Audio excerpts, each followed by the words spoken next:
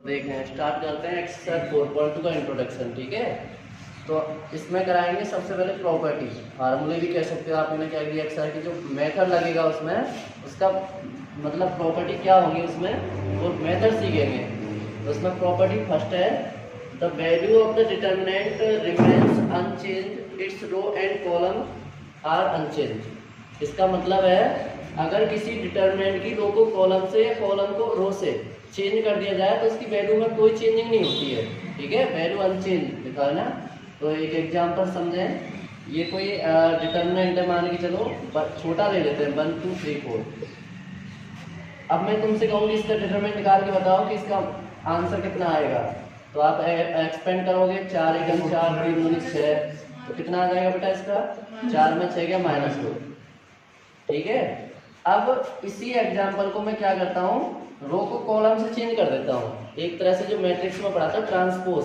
ठीक है, तो मैं इसको रो को कॉलम से चेंज कर देता हूँ। इस बात को कैसे मतलब इसका सिंबल कैसे दिखाते हैं हम लोग, कि हमने रो को चेंज कर दिया, सभी रो को सभी कॉलम से चेंज कर दिया है, सीजे इंटरचेंज कर दिया है, सॉरी चेंज कर दिया, ये इंटरचेंज कर। ठीक है, मतलब एक तरह से इसका ट्रांसपोज निकाल दिया। ये 1 2 कॉलम में लिख रहा है, ऐसे लिख दिया 3 4। और कोई गया, अब इसकी वैल्यू निकाल के बताओ तो कितनी आएगी वैल्यू, 4 एकम 4 3 दूनी 6, 4 एकम 4 2 3 6, कितना हो गया -2। ठीक है, इस बात से क्या समझे हम लोग, कि अगर किसी डिटरमिनेंट की सभी रो को कॉलम में चेंज कर दिया जाए तो उसकी वैल्यू में कोई डिफरेंट नहीं होता, मतलब वैल्यू सेम रहती है। अगर कोई तुमसे पूछ ले कि एक डिटरमिनेंट है, इसकी वैल्यू -2 है, और बताओ इसका हम ट्रांसपोज करते हैं, लोगों को कॉलम में चेंज करते हैं, तो बताओ आंसर कितना आएगा। तो लिखने की जरूरत नहीं है, डायरेक्ट आंसर दे सकते हो। कितना आएगा, -2 रहेगा। कोई कहेगा एक डिटरमिनेंट है भाई, उसका आंसर दे रखा है, उसकी वैल्यू, उसका आंसर है 5, और डिटरमिनेंट की रो को कॉलम से चेंज करते हैं, बताओ आंसर कितना आएगा, तो बोलना 5 ही आएगा, कोई चेंज ही नहीं होगी। ठीक है, ये प्रॉपर्टी इस बात के लिए है। नोट करो एग्जाम्पल सही। चलो देखो, सेकंड प्रॉपर्टी है, इफ एनी दो रो हो या दो कॉलम हो of a determinant are interchange, then sign of determinant change. ठीक है, इस बात का मतलब क्या है, अभी हमने रो को कॉलम से चेंज किया था। ठीक है, अब क्या है, इसका एग्जांपल समझें।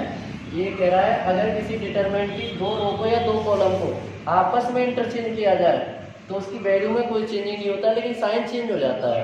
कैसे चेंज हो जाता है, ये मान के चलो कोई डिटरमिनेंट है 3 4 5 2, ये कोई डिटरमिनेंट है। पहले हम इसकी वैल्यू निकाल के बता देते हैं आपको, तो वैल्यू निकाल के बता देते हैं। तो इसकी वैल्यू निकालेंगे, 2 3 6 5 का 20, कितना आ जाएगा बेटा, -14। सही है। अब हमने क्या किया, ये रूल क्या कह रहा है, इस रूल को फॉलो करते हैं। लिख देता हूँ, इंटरचेंज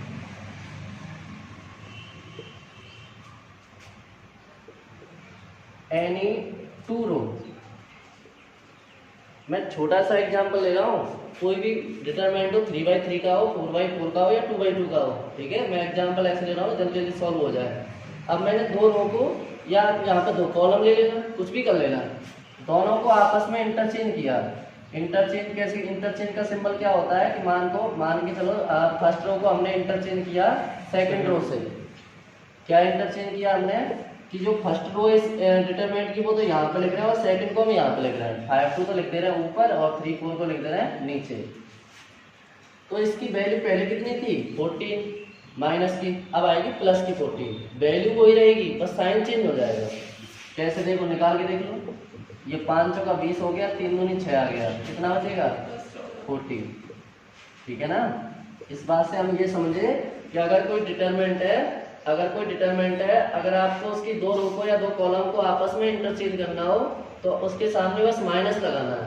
ठीक है, अगर कोई आपसे ये भी पूछे कि एक डिटरमिनेंट है और उसका आंसर 20 है, और इस डिटरमिनेंट की जो भी डिटरमिनेंट हो हमें नहीं पता, पर इस डिटरमिनेंट की दो कॉलम को आपस में इंटरचेंज किया जाए तो बताओ नया आंसर क्या आएगा। तो आप नया आंसर बताना उसे -20। और पिछली जो प्रॉपर्टी कराई थी वो तो ट्रांसपोज किया था, रो को कॉलम में चेंज किया था। यहाँ रो को रो से चेंज कर रहे हैं तो साइन चेंज हो जाता है, रो को कॉलम से करेंगे तो कुछ नहीं चेंज हो जाता है, सेम एज इट रहती वैल्यू। ठीक है, अगर कोई डिटरमिनेंट मान के चलो ऐसे दिया है 1 2 3 4, तो हम इस कॉलम को यहाँ पे लिख रहे हैं, इस कॉलम को यहाँ पे लिख रहे हैं, C1 को इंटरचेंज कर रहे हैं C2 से। तो आप नया डिटरमिनेंट क्या बताओगे पता है, माइनस का सिंबल आगे लगाओगे, वैल्यू नहीं निकाल रहे हैं, माइनस का सिंबल आगे लगा रहे हैं। 2 4 को आगे लिख दिया, 1 3 को पीछे लिख दिया। ठीक है, यहाँ पे जो भी वैल्यू होगी या यहाँ पे जो भी वैल्यू होगी उसमें माइनस का मल्टीप्लाई हो जाएगा। नोट करो इसको। देखो नेक्स्ट प्रॉपर्टी है, इसको समझा देते हैं। इफ ये कह रहा है इफ एनी 2 रो या 2 कॉलम हो, 2 रो हो या 2 कॉलम हो of the determinant are identical, अगर किसी डिटरमिनेंट में 2 रो या 2 कॉलम सेम हो, एलिमेंट कैसे होंगे सेम, तो उसे बोलेंगे आइडेंटिकल, तो उसकी value then the value of determinant is 0। Example समझा देते हैं। एग्जांपल ये है कि मान के चलो ये 1 1 1 या बाद में यहाँ पर 2 3 4 और ये 1 1 1, ये कोई डिटरमिनेंट दिया जाए तुम्हें एक्सरसाइज में या बोर्ड एग्जाम में सॉल्व करते समय, तो टाइम वेस्ट नहीं करना है इसका। मैं कहूँ इसकी वैल्यू निकाल के बताओ, आप एक्सपेंड करोगे तो टाइम वेस्ट नहीं करना है, डायरेक्ट इसकी वैल्यू 0 पुट करनी है तुम्हें। अगर 2 कॉलम देख लो, 2 कॉलम 1 1 1 1 1 1 सेम है, एलिमेंट सेम है बिल्कुल ये कॉलम के, ठीक है ना। या रो में दिया जाए या कॉलम में दिया जाए, ये कोई रो में दिया जाए मान के चलो ऐसे 2 3 4 नीचे 5 6 9 और नीचे 2 3 4। यहाँ पर मैंने देखा फर्स्ट और लास्ट रो कैसी है, सेम है, तो इसकी वैल्यू आपको टाइम वेस्ट नहीं करना है, एक्सपेंड करने में टाइम नहीं खर्च करना है, डायरेक्ट आंसर लिखना है 0। अगर तुमने एक्सपेंड किया ना, एक्सपेंड करते कैसे हैं, 1 ये रख लिया, ये गया 1 का 3 में करोगे 3 माइनस 4 का 1 में मल्टीप्लाई करोगे 4, फिर माइनस का 2, ऐसे तो करते थे एक्सपेंड। 2 रख लिया, 1 का 1 में 1 माइनस, ये 1 का 1 में 1, फिर ये 1 रख लिया हमने, 4 एकन 4 और 3 एकन 3, तो ये -1 बचेगा बेटा, प्लस माइनस करके 0 का मल्टीप्लाई इसमें कर 0 और 4 में 3 गया 1 बचेगा, है ना। तो ये आ गया हमारे पास -1 + 1, ये कट गया, कितना आ गया 0, टाइम खर्च हो गया। तो इस टाइप से आपको नहीं करना है, आपको डायरेक्ट आंसर देना है, उसका 0 आएगा भाई। ठीक है, 2 कॉलम या 2 रो एक जैसे देखें तो डायरेक्ट इसका डिटरमिनेंट रखना है आपको 0। ये भी एक बहुत अच्छी प्रॉपर्टी है। ठीक है, इसमें एक्सपेंड करने की जरूरत ही नहीं पड़ती है, डायरेक्ट आंसर रखना है 0। नोट करो प्रॉपर्टी नंबर 4, ये कह रहा है if each element of a row और कॉलम, यदि किसी एक रो में एक कॉलम में is multiply by a constant के, अगर किसी डिटरमिनेंट की किसी एक रो में एक कॉलम में किसी कांस्टेंट वैल्यू से मल्टीप्लाई किया जाए, कांस्टेंट वैल्यू के ऐड कर लिया हमने, के का मतलब 1 2 3 4 कुछ भी हो सकता है, ठीक है, कांस्टेंट नंबर होते हैं, then its value gets multiply by k, तो उसकी वैल्यू में भी उसी नंबर से मल्टीप्लाई हो जाता है। इस प्रॉपर्टी को एक एग्जांपल समझाते हैं हम लोग। एग्जांपल लिया मान के चलो हमने 2 3 1 1 4 रख लेते हैं, ठीक है। अब इसके पहले वैल्यू निकालो, कितनी आ जाएगी, 4 दूनी 8 3 एकम 3, ठीक है, कितना बचेगा बेटा 5। तो इस डिटरमिनेंट का आंसर कितना है 5 है। अब मैंने तुमसे कह दिया कि इसकी फर्स्ट रो में मान के चलो 3 से मल्टीप्लाई कर दो, ठीक है, ऐसे हमने कह दिया मल्टीप्लाइंग, ये प्रॉपर्टी फॉलो कर रहे हैं ना, multiplying by 3 in first row को R1 लिख दिया हमने, ठीक है। देखते हैं अगर हम इस डिटरमिनेंट की फर्स्ट रो में 3 से मल्टीप्लाई करते हैं कितना हो जाएगा, 3 दूनी 6 3 3 9, ठीक है, और 1 4। अब इसकी डिटरमिनेंट निकालना कितना आएगा बेटा, 4 6 24 और ये 9, कितने बचेंगे 15, है ना, सही है। तो इतना सारा टाइम वेस्ट नहीं करना है तुम्हें, आपको डायरेक्ट आंसर देना है। कोई कहे एक डिटरमिनेंट है उसकी वैल्यू 5 है और इसकी एक रो में एक कॉलम में हम 3 से मल्टीप्लाई करते हैं तो उसका आंसर कितना आएगा, तो बिना लिखे आप यहीं पर आंसर दे सकते हो, 5 में मल्टीप्लाई कर देना 3 से, 3 से तो मल्टीप्लाई कर रहे हो आप किसी एक रो में, तो 5 × 3 कितना हो जाएगा 15, यही तो बता रहे हैं, ठीक है। अगर कोई कहे एक डिटरमिनेंट है उसकी वैल्यू 20 है, उसके एक कॉलम में हम 10 से मल्टीप्लाई कर रहे हैं तो आंसर कितना हो जाएगा, 20 का मल्टीप्लाई 10 में कर दो 200 आ जाएगा। ऐसे करोगे टाइम वेस्ट हो जाएगा, ठीक है ना, समझ में आ गई प्रॉपर्टी क्या करी है। ये कोई डिटरमिनेंट था, उसका आंसर था 5। किसी ने कह दिया कि इसकी एक रो में, सबकी बात नहीं कर रहे हैं, एक रो में या एक कॉलम में, दोनों में करोगे 2 बार मल्टीप्लाई करना पड़ेगा और एक और बार 3 से मल्टीप्लाई करना पड़ेगा, 45 आएगा। अगर एक रो में मल्टीप्लाई करोगे तो उसकी पहली जो वैल्यू थी ओरिजिनल, उस वैल्यू में भी उसी नंबर से मल्टीप्लाई हो जाएगा जो तुमने फर्स्ट रो में उस नंबर से मल्टीप्लाई किया है। ठीक है, नोट करो इसको। देखो बच्चों, नेक्स्ट प्रॉपर्टी है प्रॉपर्टी नंबर 5। ये कह रहा है if sum of all element of a row और column of a determinant are expressed as the sum of 2 और मोर टर्म। अगर किसी डिटरमिनेंट की किसी एक रो में एक कॉलम में दो या दो से ज़्यादा आइटम का सम हो रहा हो, 2 से ज़्यादा 2 नंबर्स का सम हो रहा हो, ठीक है, तो then the determinant can be express sum of 2 और मोर डिटरमिनेंट। तो उस डिटरमिनेंट को हम 2 या 2 से ज़्यादा डिटरमिनेंट की फॉर्म में लिख सकते हैं। एग्जाम्पल समझते हैं कैसे कह रहे हैं हम इस बात को। ये कोई डिटरमिनेंट है बच्चों, a1 plus lambda 1, a2 plus lambda 2, a3 plus lambda 3। यहाँ एलिमेंट हमने ये लेट कर दिए b1 b2 b3 c1 c2 c3। ये कोई डिटरमिनेंट है। तो यहाँ पर हमने देखा कि इसकी फर्स्ट रो में 2 नंबर्स प्लस करके दिए हुए हैं। ये लैम्डा होता है भाई, लैम्डा ऐसे बनाते हैं, ठीक है, उल्टा कैपिटल वाई। तो 2 वैल्यू प्लस करके दिए हो, 2 या 3 वैल्यू प्लस करके दिए हो, तो उस डिटरमिनेंट को हम कैसे लिख सकते हैं, जरूरत पड़ने पर इसको लिख सकते हैं। First element a1 a2, lambda को छोड़ रहे हैं अभी, a3, नीचे वाले दोनों ऐसे लिखे जाएंगे b1 b2 b3 और c1 c2 c3, प्लस आ जाएगा यहाँ पे। अब ये second element lambda 1 lambda 2 lambda 3 और ये दोनों ऐसे ही आएंगे b1 b2 b3 c1 c2 c3, ठीक है। सेकंड रो में किसी में भी हो, सब में हो तो अलग अलग, पहले फर्स्ट रो को लिखेंगे फिर सेकंड रो को लिखेंगे बाद में, ठीक है ना। यहाँ से पहले ये मान के चलो यहाँ पर ऐसे आ जाता ए और आया था, तो फिर ये नया डिटरमिनेंट आ गया, फिर इसको दोबारा से लिखते हैं, ये साइड में चलता रहता है, इसको और लिखते हैं प्लस करके, ठीक है। अगर किसी रो में एक कॉलम में 2 वैल्यू प्लस करके दिए हो तो आप इसे 2 डिटरमिनेंट की फॉर्म में लिख सकते हो। फर्स्ट डिटरमिनेंट में लिखा जाएगा फर्स्ट एलिमेंट और सेकंड डिटरमिनेंट लिखा जाएगा सेकंड एलिमेंट। और जो नीचे वाली 2 रो है, नीचे वाली जो 2 रो हैं वो जितने भी डिटरमिनेंट आप लिखोगे वो सब में ऐसे ऐसे लिखी जाएगी। और यहाँ से हम मान लो इसका एक्सपेंड करें या कुछ भी करें तो यहाँ से बहुत ईजी हो जाएगा करेगा। और यहाँ से एक्सपेंड करते तो क्या बात बनती, पहले a1 प्लस लैम्डा 1 ये लिखते यहाँ पे, फिर ये गया इसका मल्टीप्लाई इसमें करते हैं ना, b2 c3 माइनस ये हो जाता c2 b3, फिर माइनस अगला एलिमेंट, फिर इन दोनों का मल्टीप्लाई करते, बहुत बड़ा हो जाता है ऐसे। तो इस डिटरमिनेंट को ऐसे लिख के हम सॉल्व किया करेंगे तो बहुत जल्दी सॉल्व हो जाया करेगा। ये प्रॉपर्टी इस बात की है, इस बात के लिए है, ठीक है। नोट कर लो पहले से एग्जाम्पल को।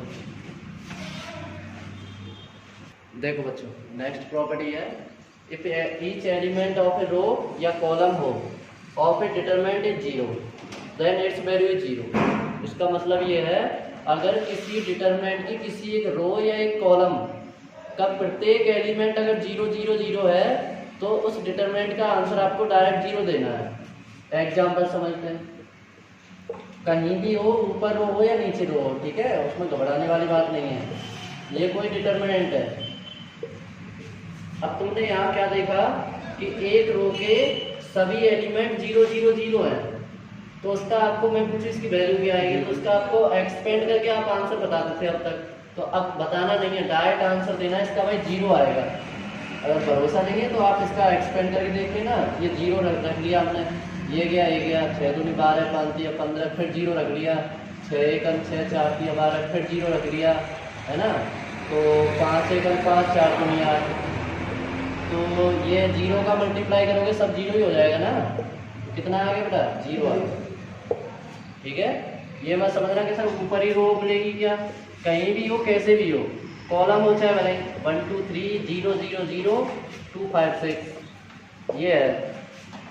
इसका एक कॉलम देखा हमने, कॉलम के सारे एलिमेंट 0 0 हैं और क्वेश्चन चाहे 2x2 का हो या 3x3 का हो, उससे कोई फर्क नहीं पड़ता है। तो इसका डिटरमिनेंट आप एक्सपेंड करोगे 0 ही आएगा, आपको डायरेक्ट आंसर 0 देना है। ठीक है, नोट करो इसको। देखो एनसीईआरटी से एग्जाम्पल नंबर 12, एग्जाम में कैसे लिखाएगा और कैसे करना है हमें।